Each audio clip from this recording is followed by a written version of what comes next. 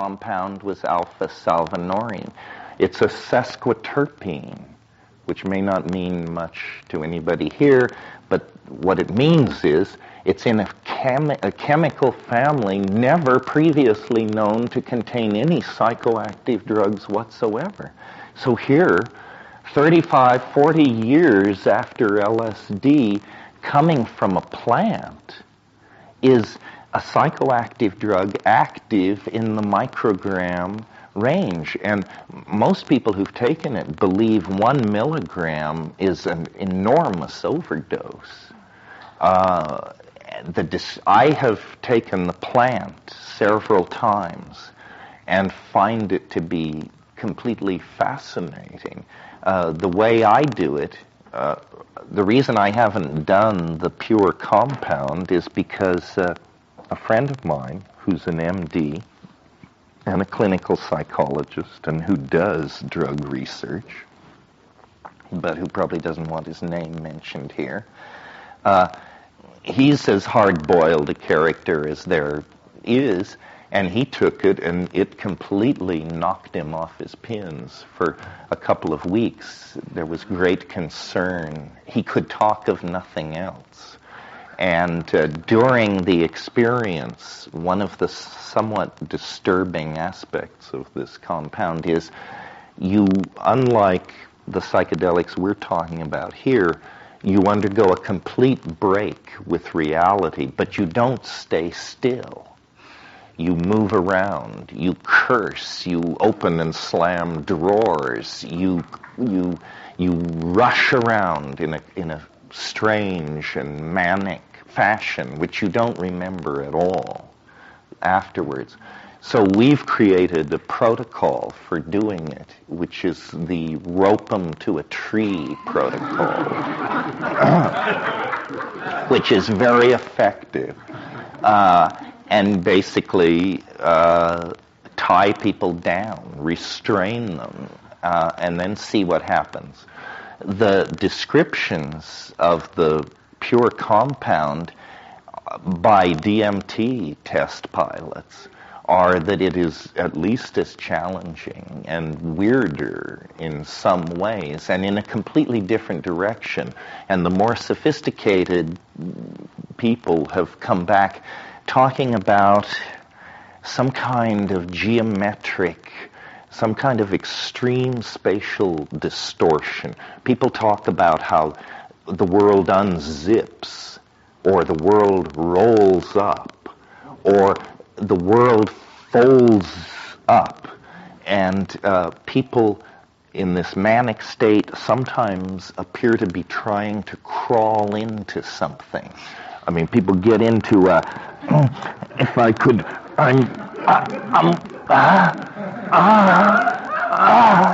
this kind of thing. Well, fun is not what we're here for. This is philosophy with the gloves off. Yeah. Physical effects. Basically, you lose consciousness. You don't lose continence. You don't vomit, but you lose muscle tone. The descriptions of the trips are very, very anomalous and peculiar. For example, one person I know, hardcore, took it and said that it was some kind of, again, this spatial distortion, some kind of cubist thing where they could simultaneously see the inside and the outside of their body. And not in X-ray vision, but somehow he said that his body was sliced. He was in many pieces. And in the edges, he could see into the meat. And it was very confusing and visceral and so forth. Well, that was this person's first experience. Their second experience, they were very concerned. They wanted to have this experience again. And I saw this trip. They smoked it. and they were sitting there, and he flung his arm out, and I could tell by the look on his face that he was experiencing this inside-outside vision. And then his description was, while he's trying to sort this out and stay calm and look at this and analyze what is happening, there's a tap on the shoulder, completely out of nowhere. Turns, and there's a child standing there in a little uniform of some sort, like with like a Cub Scout, a beanie, some kind of uniform. And this child says, Father, to this childless, unmarried, 35-year-old guy. Says, Father. And he just, his jaw hangs. And the child walked in front of him and then began walking away. And he stood up to follow. And at that moment, and this will seem unlikely to you, but the world is full of strangeness. At that moment, in that place, a large group of wild turkeys who happened to be having a weekend nearby decided to take flight. And so there was this, suddenly the air was filled with this sound of wings. And as he looked at this kid, out of the back of the kid's shoulders, wings just metamorphosed. And the child rose into the air. And as he's standing there looking at this, he feels an enormous weight growing on his shoulders, and it pushes him down into the ground, and his face is in the dirt, and he can feel these wings sprouting out on him, and then he loses consciousness. That's a very anomalous. It sounds like a dream. It does sound like a dream. Another person had a very interesting trip. Again, the pure compound. He said, the first thing that happened was I found myself on the back porch of my aunt's house when I was a child. And as I tried to coordinate this environment, I found myself on the balcony of an apartment I had when I was at UCLA. And as I tried to come to terms with that, I found myself on the porch of a hotel I stayed at in southern Thailand 2 years ago. And so the conclusion was that this was some kind of a memory thing and that he had hit the porch file. And there were just a bunch of porches backed up here. Porch A, Porch B, Porch C. Or it does sound like time travel to some degree.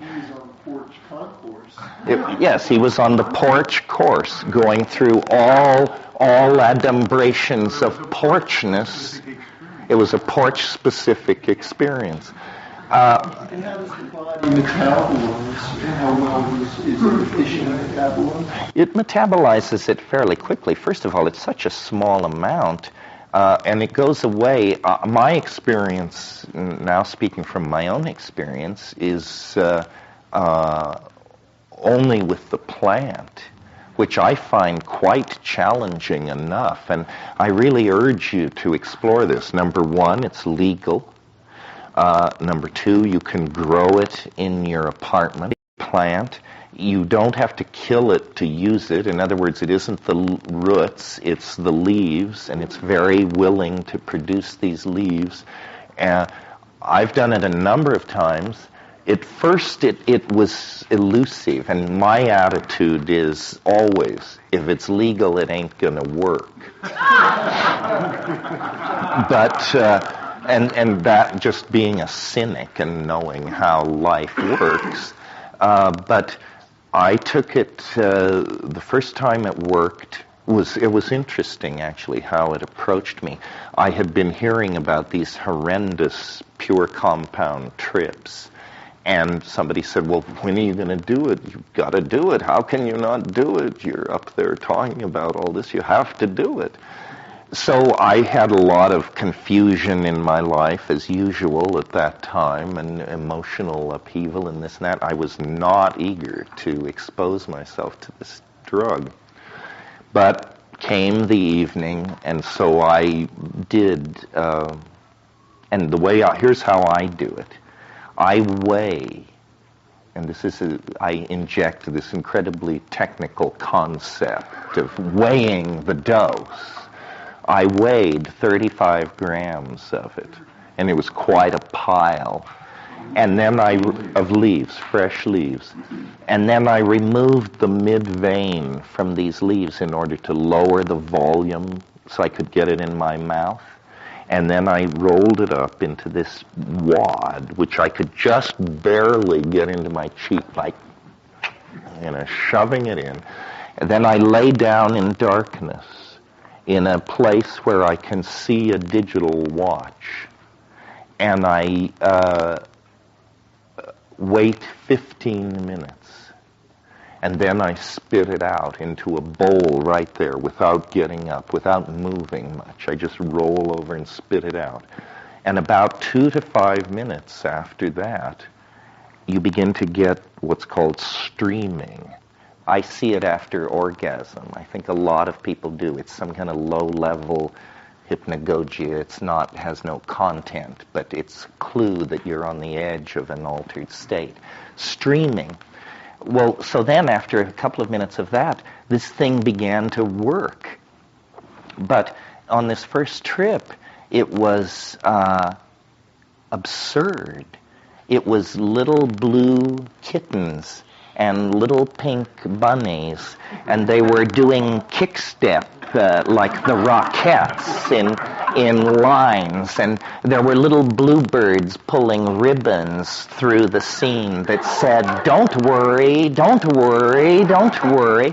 And I was looking at this and thinking, a psychedelic drug for 5-year-olds?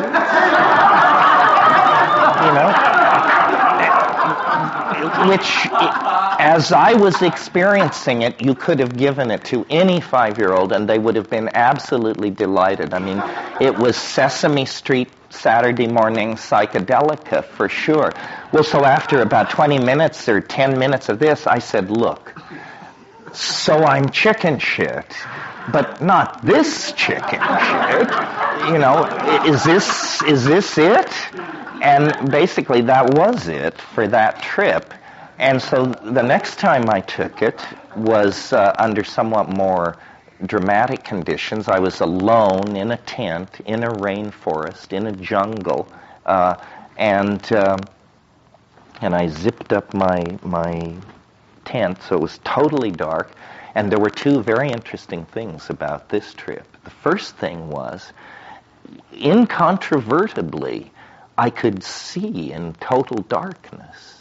I mean, as I sat there waiting for this stuff to come on, and it was an overcast night, and it was dark, but slowly, in this strange silvery blue light, I could see all the ribbing of the tent and all the scenes and everything. And then when the hallucinations began, it was like invisible hands shuffling a deck of iridescent blue cards. And there was just watching this. And, ayahuasca is associated with deep blue hallucinations, cerulean hallucinations. This was better. This was an amazing journey into blueness of some sort. Then the next time I did it, yeah, I do it the same way every time. And you weigh it? I weigh it, yeah. Pardon me? I have smoked the leaves with no effect. Some people get off quite stiffly that way. I found fairly fresh dried leaves. One standard tobacco pipe full, which I guess was about a half a gram. leaves, not very, like 2 or 3 large leaves, and very intense, about a 10-minute visual. Did it work the first time? Not as much as the second time. Yeah, there seems to be some learning curve, or you keep after it if it's not working. It surprised me how small of a dose seemed to be effective compared to what I had heard. Yeah, I mean, my brother, who is fairly hard to move off the dime, he was at some conference and stepped outside and somebody offered him a hit on a joint of this stuff, and the next thing he knew, he had sunk to his knees and was just surrounded by... The last time I did it was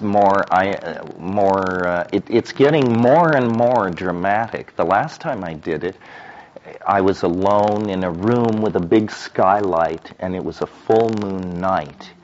And normally under those circumstances, that's the perfect situation in which to hallucinate. Silvery moonlight, many dark edges and deep shadows. With my eyes open, absolutely nothing was happening. And when I would close my eyes, it was like turning on a light in a dark room. It was that fast. There was no lag time. When I closed my eyes, there was waiting a 3-dimensional, highly colored, very bright, undulating environment. Some of you may know the paintings of the Surrealist painter Yves Tanguy. These kind of melting, stretching things in these mauve landscapes, and on that trip there was actually a kind of a voice, and what it said was, and this may explain what goes on with these people who smoke the pure stuff, because what the voice was saying was, walk into it,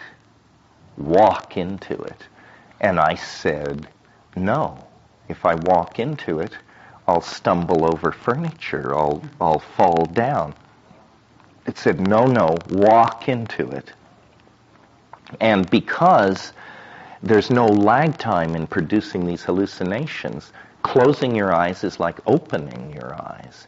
And then there's this place, and it has an extremely intense sense of place. It's hard to tell yourself, this is a drug. It doesn't look like a drug. It looks like somewhere.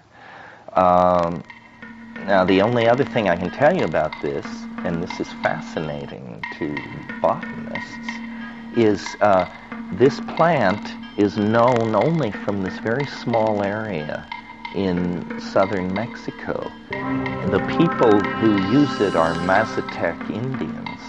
They call it hojas de la pastora, the leaves of the shepherdess.